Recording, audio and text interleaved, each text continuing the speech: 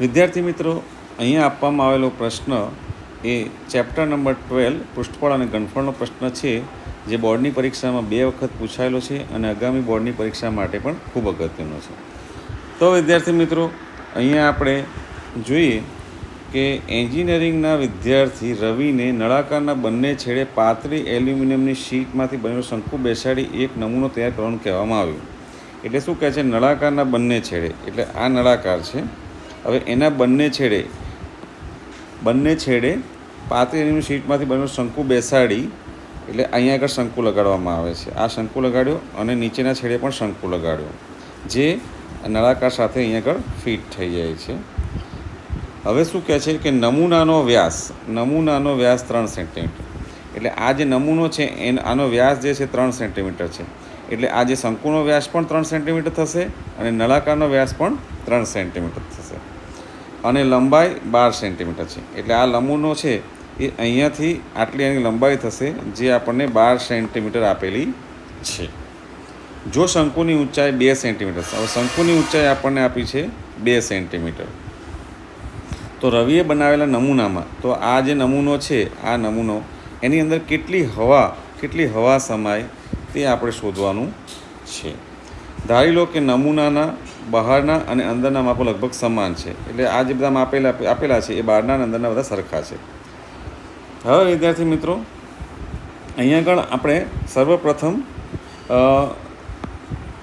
લખીએ પહેલો પોઈન્ટ કે જે આપણને ડેટા આપ્યો છે એ.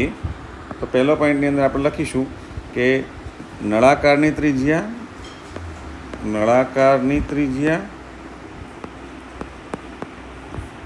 બરાબર, જો નળાકારની કારણ કે અહીંયા આગળ જો આ બંને સેમ થશે એટલે નળાકાર અને શંકુની ત્રિજ્યા કેવી થશે? સરખી થશે. એટલે આ શંકુની ત્રિજ્યા નળાકારની ત્રિજ્યા બંને સરખી થશે. એટલે આપણે લખી શકીએ કે નળાકારની ત્રિજ્યા બરાબર શંકુની ત્રિજ્યા. તો એ બંનેને આપણે સ્મોલ r કહીએ છીએ, બરાબર છે. તો એ આ વ્યાસ આપણને 3 આપ્યો છે, એટલે ત્રિજ્યા શું થાય? વ્યાસ ભાગ્યા 2 થાય, એટલે 3/2 સેન્ટીમીટર થશે.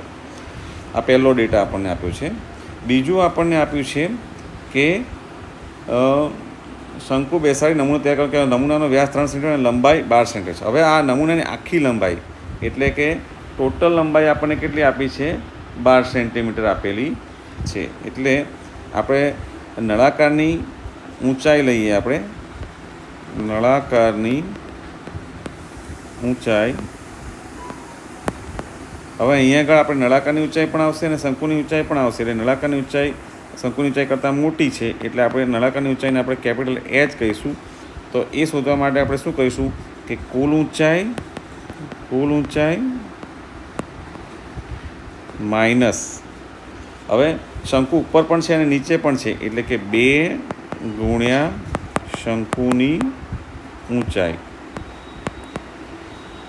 therefore આપણને નળાકારની ઊંચાઈ બરાબર મળશે કેપિટલ H બરાબર કુલ ઊંચાઈ છે 12 સેન્ટીમીટર માઇનસ 2 ગુણ્યા શંકુની ઊંચાઈ આપણને 2 આપી છે, બરાબર છે. therefore 12 - 4, therefore આપણને નળાકારની ઊંચાઈ બરાબર કેટલી મળી? 8 સેન્ટીમીટર મળી. હવે વિદ્યાર્થી મિત્રો, અહીંયા આગળ આપણને આ નળાકારની ઊંચાઈ મળી.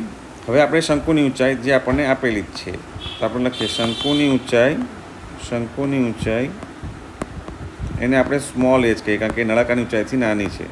તો એ આપણને કેટલી આપી છે? 2 સેન્ટીમીટર આપી છે.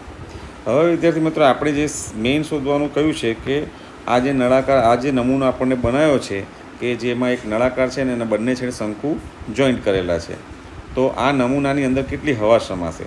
તો એનું કદ આપણે શોધવાનું છે. તો નમૂનામાં સમાતી હવાનું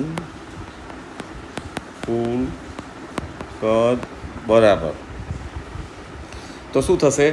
નળાકારનું ઘનફળ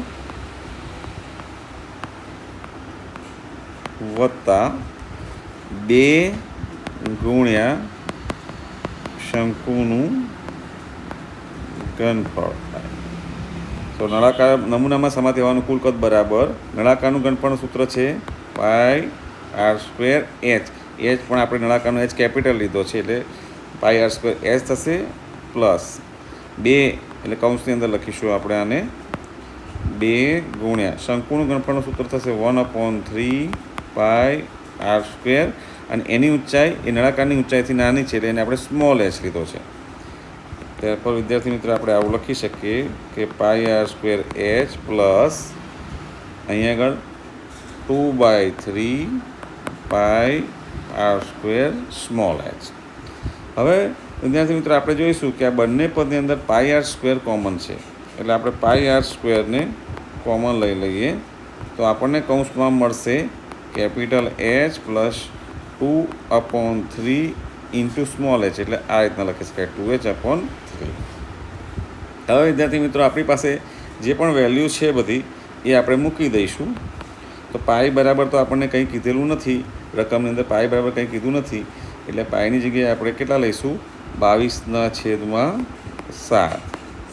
આર આપણે શોધ્યો છે તો આર જે છે એ 3/2 છે સેન્ટીમીટર એટલે આપણે લખીશું 3/2 સેન્ટીમીટર પણ આર સ્ક્વેર છે એટલે આર 2 વખત લેવો પડે 3/2 સેન્ટીમીટર કૌંસમાં એચ કેપિટલ એચ આપણે શોધ્યો છે 8 સેન્ટીમીટર પ્લસ 2/3 પણ 2 ગુણ્યા સ્મોલ એચ છે તો સ્મોલ એચ આપણને કેટલો આપ્યો છે 2 સેન્ટીમીટર આપ્યો છે. તો આપણે આ બધી વેલ્યુ આપણે આ જે સમીકરણ છે એમાં મૂકી દીધી. હવે વિદ્યાર્થી મિત્રો અહીંયા આગળ 22/7 ગુણ્યા 3/2 ગુણ્યા આપણે લખીએ 3/2. હવે જુઓ અહીંયા આગળ આપણે કૌંસની અંદર 3 લસા કાઢીએ તો 3 લસા મળે. હવે આ 3 8 સાથે ગુણાશે એટલે 3 × 8 = 24 થશે એટલે 24 વત્તા 2 × 2 = 4 4/3 છે એટલે એની સાથે કંઈ ગુણવાનું નથી. અને અહીંયા આગળ સેન્ટીમીટર અને આનો 1 સેન્ટીમીટર કૌંસની અંદર 1 સેન્ટીમીટર એકમ મળશે એટલે આપણને મળશે સેન્ટીમીટર ક્યુબ. ત્યારબાદ વિદ્યાર્થી મિત્રો હવે અહીંયા આગળ તો લખી કાઢીએ 22/7 ગુણ્યા 3/2 ગુણ્યા 3/2 ગુણ્યા 28/3 સેન્ટીમીટર ક્યુબ. હા વિદ્યાર્થી મિત્રો અહીંયા જે છેદ ઉડતા હોય તે આપણે ઉડાડી દઈશું તો 7 તો 7 × 28 થશે. અહીંયા 2 તો 2 × 4 થશે. આ 2 જશે, આ 2 જશે, અહીંયા 3 જશે, 3 જશે એટલે આપણી પાસે વધ્યા 22 × 3 એટલે 22 તરી થશે 66 સેન્ટીમીટર ક્યુબ. તો આ જે 66 સેન્ટીમીટર છે એ નમૂનામાં સમાતી કુલ હવાનું આપણને કદ મળ્યું એટલે કે ઘનફળ મળ્યું. તો આપણો માંગેલો જવાબ થશે therefore નમૂનામાં